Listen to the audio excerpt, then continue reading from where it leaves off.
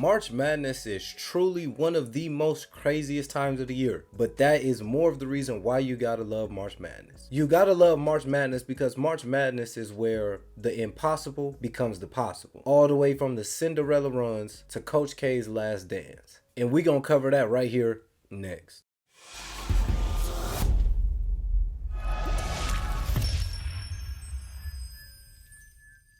Speaking of Cinderella teams, St. Peter's becomes the only 15 seed ever in NCAA history to make it all the way to the Elite Eight. They become only the 10th 15 seed to be the 2 seed in NCAA history. One of those feel-good stories. They were able to get 3 wins in this tournament, and they didn't do any of them in dominating fashion. But they did it from playing together and simply banking on the craziness that March Madness is. And that's to just expect the unexpected. Everything about March Madness spells upset. The higher seeded teams actually has the most to lose, while the lower seeded teams get to come in and play free. And if you end up playing well enough that night for one single game, you can eliminate the higher seeded team. Now this team in particular, they went on to beat the number 2 seed Kentucky Wildcats. Their highest scorer that game was Daryl Banks. He had 27 points. They notched a 6-point win in overtime. Now as I said, none of these were in dominating fashion, but they were all done as a team. And that's led right here.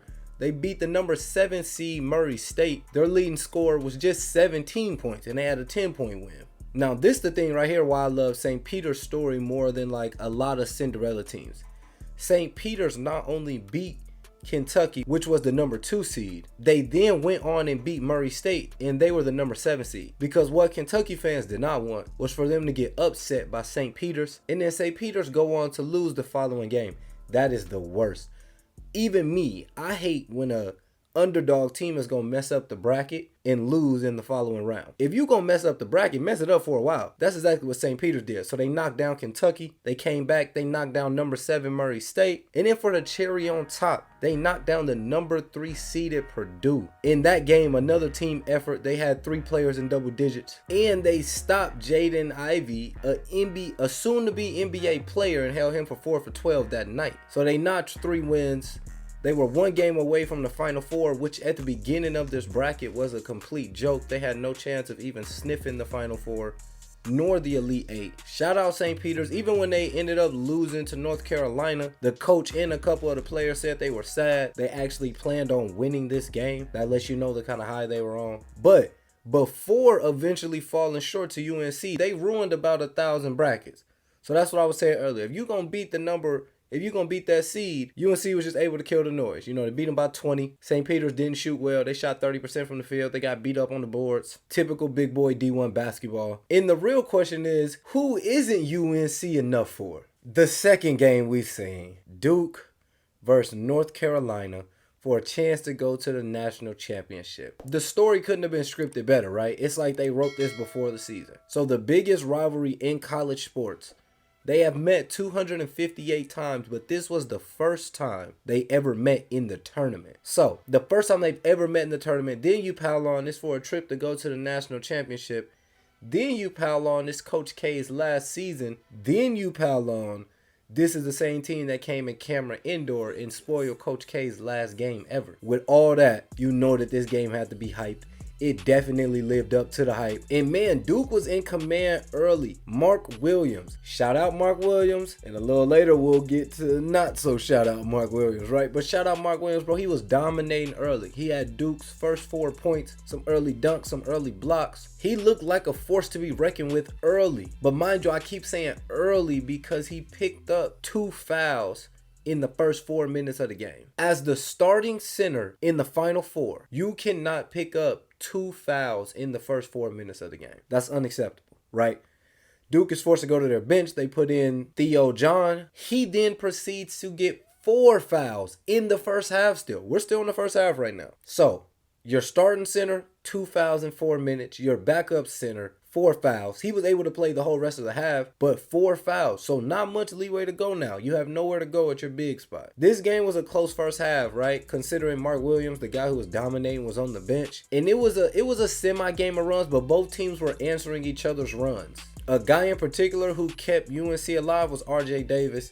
RJ Davis was huge in that first half, carrying the load while Caleb Love was off. Caleb Love only had 6 points in the first half. RJ Davis ended the first half with 14. One of the guys creating their shot off the dribble and really get things going for the squad. Now in the second half, it was a back and forth second half, right? The Tar Heels went on a 13-0 run. Duke responded themselves with a 10-2 run right back. It was back and forth all night. But what had to happen if UNC was gonna win this game was their stars had to play like stars, right?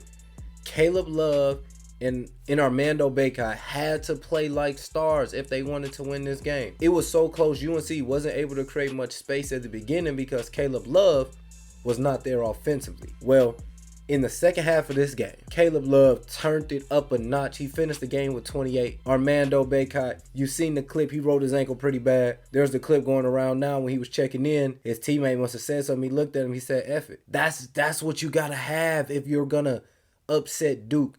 If you're going to knock off Coach K's fantasy run, you got to have that. You got to have your two stars come together and say, hey, there's no way we losing this game. You with me? I'm with you. Caleb Love finished with 28. He had a couple big-time floaters in the second half. One of my favorite moments is when he passed up the open three to for sure get a layup through the basket. He could have easily settled, but there's no reason. Every point right now in this game is vital. He drove to the cup. And of course, the biggest shot of the night. Let me give a little context. Mark Williams had a chance. They were down 1. He had 2 free throws. He just needed to make 1. 2 would have been excellent. 1 is what they needed. 0 was not an option. Mark Williams stepped to the line. He missed 2 free throws. It's a 1-point game. North Carolina has the ball and momentum. Caleb Love has the ball and momentum. He come right down and get a ball screen. He come off. Arguably is going to hit one of the biggest shots in UNC history for all my Carolina fans.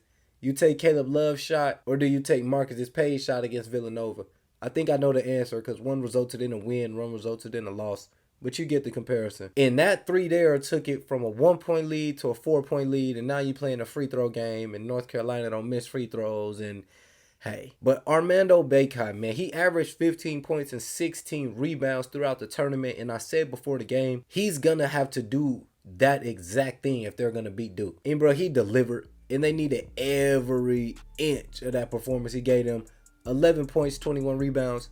Shout out that man. Brady Manick showed up in the second half, hit some big corner threes because he was off in the first half. This turned out to be a total team effort for North Carolina. They were able to spoil Coach K again. Can Coach K go out like this, right? Leave in the comments, can Coach K go out like this? I personally want to see Coach K end on a fairy tale. Devote your life to this game. The fairy tale ending would have been you win a natty. Devote all your time, you walk off on top. But there's nothing more that North Carolina wanted than to walk in there and crash that whole party. And that right there is why you got to love March Madness, man. The impossible becomes possible, and it's the greatest month of the year for basketball.